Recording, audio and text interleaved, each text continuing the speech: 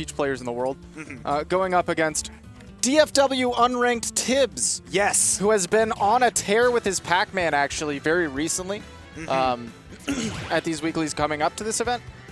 Just consistently slaying PR players left and right and giving a lot of people a really hard time. Tibs is one of those classic cases of DFW unranked. Very classic. Hey, he can beat anybody. It feels like if he's playing well enough. Give him the right day, right situation. Maybe he had that good food before the bracket, kind of, you know. And I'm not shocked to see this out of MuteAce if he got the intel. Yeah. That he's going to be going up against a Pac-Man straight for the Palutena, because this is a character.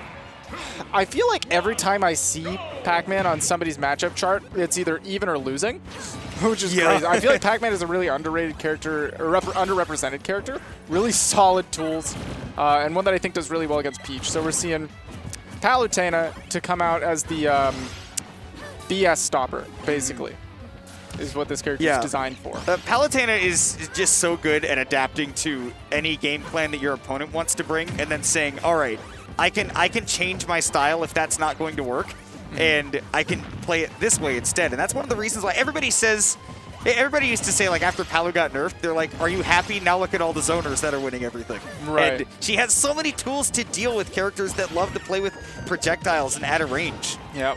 One thing, though, that I'm interested about to see how MuteAce handles this, I feel like Palutena really very poor grounded options. That's just a fact. Poor grounded options. So this character has to jump to get a lot of stuff started, and that leaves you very vulnerable to projectile gameplay. So I want to see how that's navigated.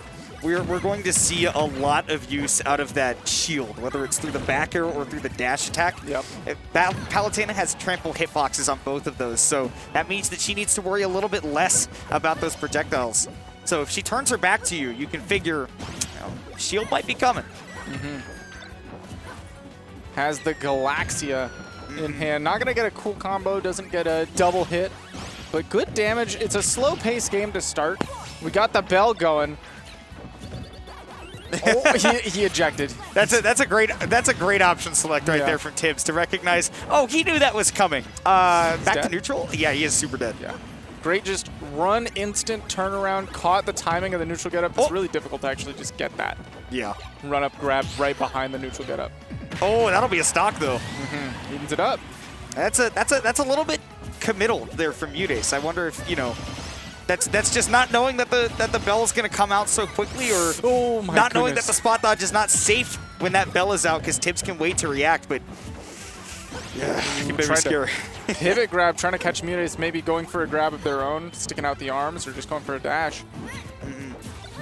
Look at this. I love just the slight movement from MuteAce, right? He's not committing to really long dashes or big drift in aerials. Catching Tibs' movement so nicely. Again, with this projectile game of his own, he notices, all right, Tibs can't farm for his bonus fruit right now, and all he can do is throw out this fire hydrant because I'm holding this cherry, so I'm just going to sit back and hit him with a bunch of projectiles myself. Gets a little bit extra charge on the cherry to go for the orange, but orange, you happy? You got that back air shield. I'm saying. MuteAce was very ready, like you're talking about, with those trample hitboxes, came in with the grab as well.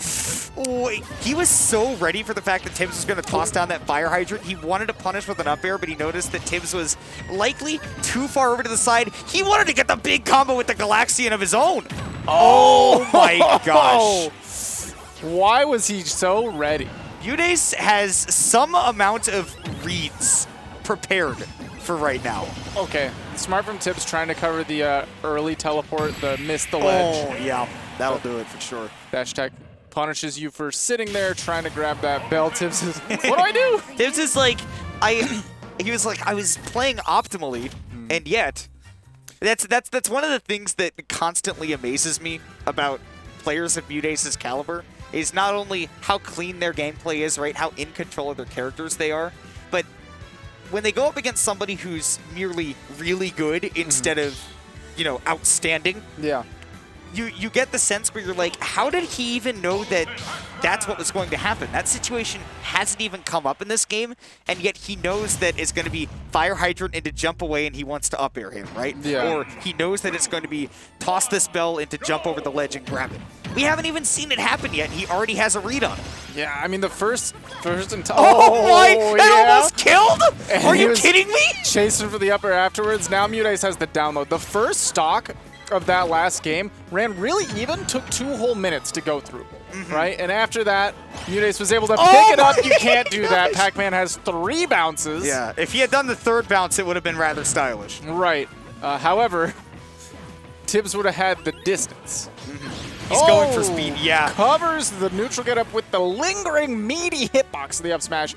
Tibs takes a second to recompose. That was really good, just bait there from MuteAce too. Doing all of those jumps, making Tibs think, okay, an aerial is coming, so I either need to come down with an aerial off the ledge or a neutral getup, and up smash covers those perfectly. He was basically just totally disincentivizing a roll, and that's why that up smash was the perfect option. Right, in a situation where my opponent just keeps jumping in that range, I would love to see set up a get-up attack. You're fully invincible, cover him landing. But if you whiff that, then you still eat the up smash. Right. So but it is an option to do it if you can time it. It down tilts again, and yeah, again, this is one of those situations where you're so panicking worried about the down tilt that you don't see the grab coming afterwards. We go for the roll there. We do get around the up smash. MuteAce going forward, of course, because Tibs has been neutral getting up every time. Forward throw sets up the other ledge, goes for some silliness with a ledge cancel opportunity. Tibs grabs his bell, but MuteAce knew that's what was going to happen. There's the combo you were looking for. The crowd popped off for that true combo. Oh, back air, though, is going to cover the roll that Tibs gave him. That is the Noob Slayer there, where you run up with the invincibility and just wait for the roll. Yep. Ooh, fire hydrant going to be a non-factor right there. Great stall by tossing that one out. It looked like initially it wasn't going to come out, and then it decided to. Oh, spacing from MuteAce, getting just outside of the loop. Oh, he thought that he could land on the trampoline, and then it was too late. And then it just went away. So, yeah, man, that was Tibs clearly showed off. Like, all right, I know how to play this character. Yep. And if you're not prepared to fight against a Pac-Man, then I'm going to demolish you. MuteAce looked very prepared to fight against the Pac-Man. Yeah, I mean, we saw, like I said, the first stock in the first game took 2 minutes because MuteAce needed all that time to download. But then after that, I feel like download kind of happened. He was able to figure out the ebb and flow of Tibs. Yeah. And then move from there. What a download it was, by the way, that it took 2 minutes. His brain is literally running on Google Fiber. And then it's immediately progress bar is done, and he's like, all right, it's time to go. It's time to go. It's time to go. I got this game ready to play right now. Somehow, so expect to see more of that. Somehow he started his download of Destiny 2 and then it was ready to play in 10 minutes? What? How was that possible? It's a very large game, neighbor. Unaware. It's a very large game. Takes a long time to download. Download Super Smash Flash 2. That's... I'm sure you'll have fun, probably. I think it's a fun game. Yeah? I haven't played it in a long time. I think it's sick.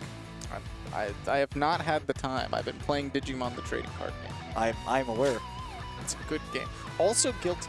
Yes, Guilty Gear is sick. Yes. I just bought it on Tuesday, and I haven't had a dopamine rush like this in like a month. It's playing the game and learning combos, and I'm like, I get one down, and I'm like, oh, you can't see it. I'm making a pog face. I'm like, oh. It reminds me of sitting down and grinding Guitar Hero. It's the same level of brain.